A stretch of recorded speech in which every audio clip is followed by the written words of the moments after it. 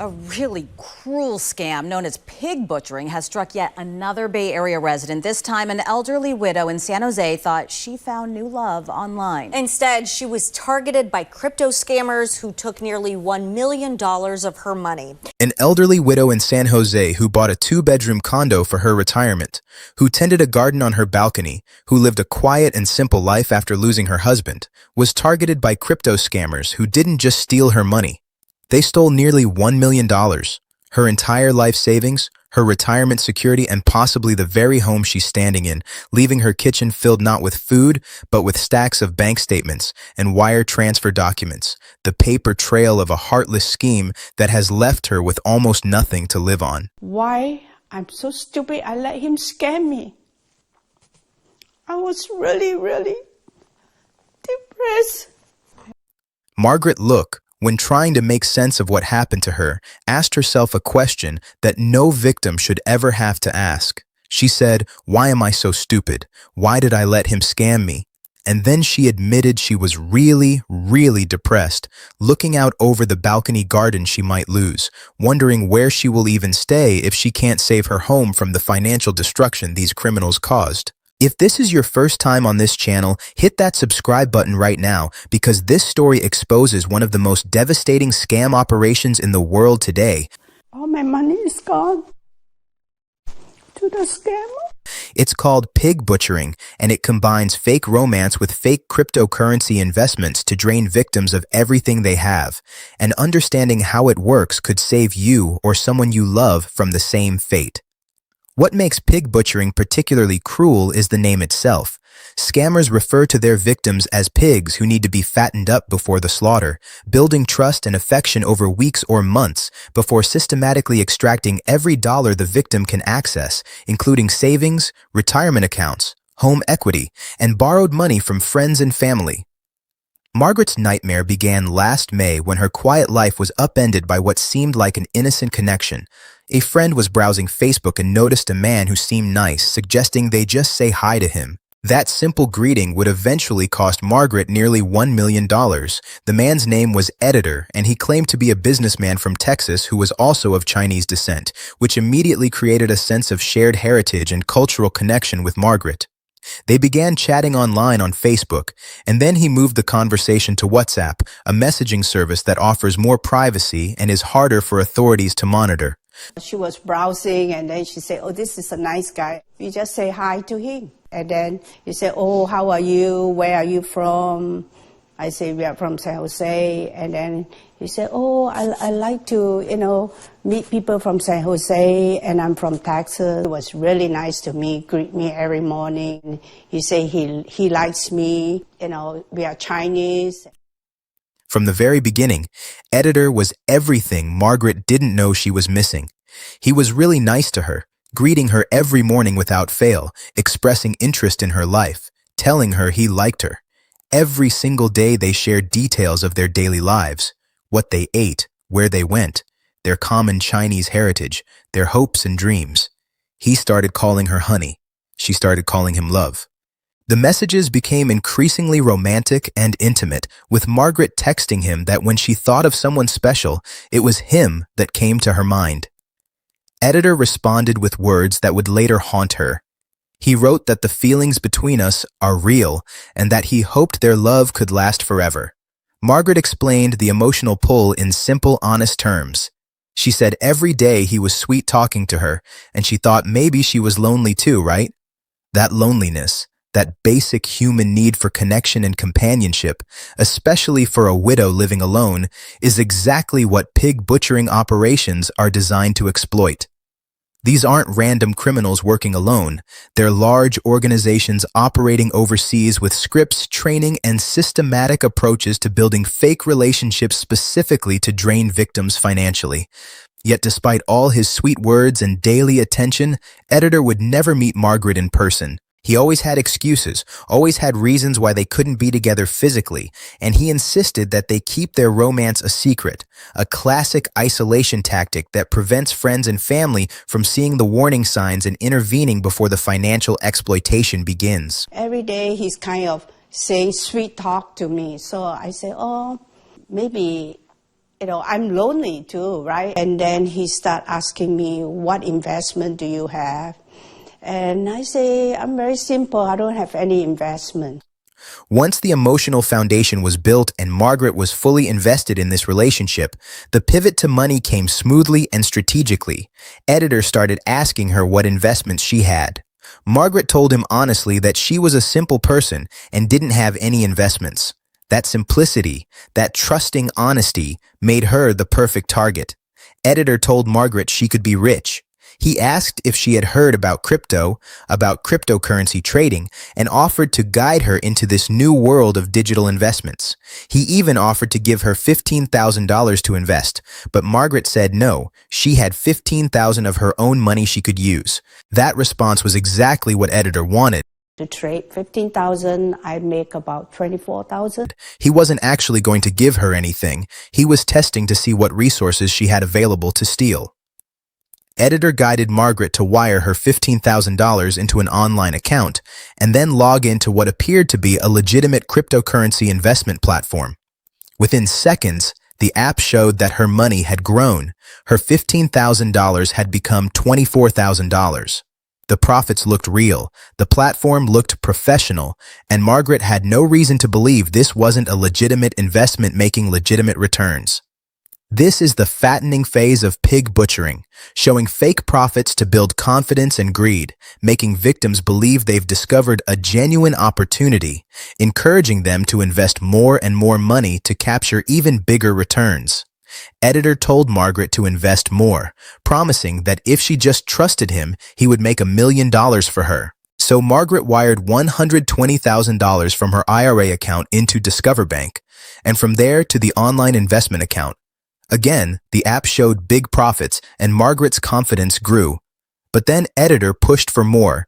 He told her she needed to invest $490,000. Margaret hesitated, asking why so much, but Editor explained that she had to keep investing to reach their $5 million goal. Reluctantly trusting the man she called love, Margaret wired another $490,000 from her IRA account. Reluctantly, she wired another $490,000 from her IRA account. Again, her money seemed to grow. Ed told her she could make even more. I'm a simple person. I don't know how to trade, so I follow him whatever he tells me. Again, her money appeared to grow on the platform. Editor told her she could make even more. Margaret described herself as a simple person who didn't know how to trade, so she followed him, doing whatever he told her to do. So she wired the last $62,000 from her IRA, every remaining penny of her retirement savings, into the scammer's control. But Editor was not finished. Even after taking everything Margaret had in her retirement accounts, he demanded more. He wanted her to put another $1 million into the platform. When Margaret told him she didn't have any more money, the loving boyfriend transformed into something far more sinister. He was on the phone with her constantly, pushing her, pressuring her, demanding that she borrow money, specifically telling her she had to borrow $600,000 from somewhere, anywhere. Margaret, still believing this was a real investment with real profits waiting for her, searched for a lender. She obtained a $300,000 second mortgage on her retirement condo, the home she had worked her entire life to own. She searched for a lender, obtained a $300,000 second mortgage, then wired all that money too. And wired all of that borrowed money to Editor as well. At this point, the platform showed that Margaret's crypto account totaled $2.4 million. On paper, she had turned her life savings into a fortune. All she needed to do was cash out, take her profits, and live comfortably for the rest of her life. Then came the shock that would destroy everything. When I go into the platform to get my money, he freeze it. Ed said she had to come up with $1 million to unfreeze the account or lose everything. I don't have the money. And then he said, you have to do it. You have to borrow from your friend, whoever you have. When Margaret tried to access the platform to withdraw her money, she discovered the account was frozen. Editor told her she had to come up with $1 million to unfreeze the account or lose everything. This is the slaughter phase of pig butchering. After fattening the victim with fake profits and extracting every possible dollar, scammers create a fake crisis requiring even more money, knowing the victim will never see any of it again. Margaret told editor she didn't have the money. His response was chilling. He told her she had to do it. She had to borrow from friends, from whoever she had. She had to find the money somehow. When she couldn't produce more funds, the man who had called her honey and promised their love would last forever began threatening legal action. He left a voice message that revealed his true nature. He said he didn't want to be enemies, but one of his lawyers would be contacting her. The romance was gone, replaced by intimidation and threats designed to squeeze out any remaining money through fear. Desperate and confused, Margaret turned to an unlikely source for help. She consulted ChatGPT, the artificial intelligence chatbot. She described her situation, and the AI's response was immediate and devastating. It told her this was a scam, and she should go to the police station immediately. In that moment, everything Margaret had believed for months collapsed. She panicked and called editor directly, confronting him with the words she never thought she'd say. She told him he was scamming her. The investigation revealed the horrifying truth of where Margaret's money had actually gone. All along, every wire transfer she made had gone directly to a bank in Malaysia, where the scammers collected the funds. The cryptocurrency platform was completely fake. It never made any trades, never generated any profits, never held any actual investments. The numbers Margaret saw on her screen were just numbers, carefully calculated lies designed to encourage her to send more money. The $2.4 million she thought she had earned never existed. What did exist was the nearly $1 million she sent to criminals who will likely never face justice. Pig butchering has become one of the fastest growing scam operations in the world, with large organizations operating primarily out of Southeast Asia, often using trafficked workers forced to run these schemes. The scammers set up fake romantic relationships specifically to lure victims into buying phony cryptocurrency, shattering millions of lives across the globe. The consequences for Margaret extend far beyond the money itself, as devastating as that loss is. She looks out over the balcony of the 2-bedroom condo she bought for her retirement, fearing she will lose that too.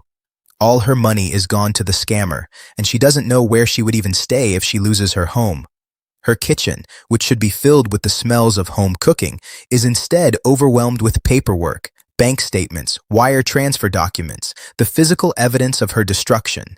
She says she hardly cooks anymore because she's alone, but perhaps the most crushing blow is still coming. Margaret now faces a massive tax bill because she withdrew all the funds from her IRA accounts at once.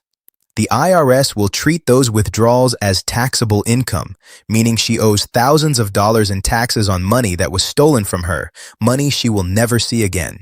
She is trying to save her house, trying to figure out how to survive, asking herself where she will even stay if everything collapses. Here are the critical warning signs from Margaret's case that everyone needs to understand to protect themselves and their loved ones from pig butchering scams. First, be extremely suspicious of any online romantic interest who refuses to meet in person and insists on keeping the relationship secret. Isolation from friends and family is a deliberate tactic. Second, any romantic partner who asks about your investments or financial situation early in the relationship is likely assessing how much they can steal from you. Third, never invest money based on guidance from someone you've only met online, especially in cryptocurrency platforms you've never heard of. Fourth, if an investment shows unrealistically fast and large profits, those profits are almost certainly fake. Legitimate investments don't turn $15,000 into $24,000 in seconds. Fifth, any demand for additional money to unfreeze accounts or unlock profits is the final stage of the scam. The money is already gone and no amount of additional payment will bring it back. Sixth, requests to wire money to overseas banks, especially in Southeast Asia, should be automatic deal breakers regardless of the explanation provided. Seventh, pressure to borrow money, take out mortgages, or drain retirement accounts for investments is never legitimate. Real investment advisors don't operate this way. If you found this story important and you want to protect yourself and the people you care about from this devastating scheme, please subscribe to this channel and share this video with everyone who needs to see it. Margaret did nothing wrong except be lonely and want connection. She described herself as a simple person who trusted someone who seemed kind and caring, and criminals exploited that trust to take nearly $1 million and potentially her home. The lesson here is not to blame victims or tell lonely people they shouldn't seek companionship. The lesson is that pig butchering operations are sophisticated, well-funded criminal enterprises that know exactly how to manipulate human emotions, and the only defense is awareness and verification. Talk to your elderly parents and relatives about these scams. Ask them gently about any new online relationships and create an environment where they feel comfortable seeking your input before making major financial decisions. Margaret's garden still grows on her balcony, but everything else she cultivated over a lifetime, her savings, her security, her peace of mind, has been taken by someone who promised love and delivered only destruction. This has been another investigation into how scammers exploit loneliness and trust to steal everything their victims have. Stay vigilant, protect the people you love, and remember that anyone promising easy wealth from an online romance is almost certainly trying to take yours.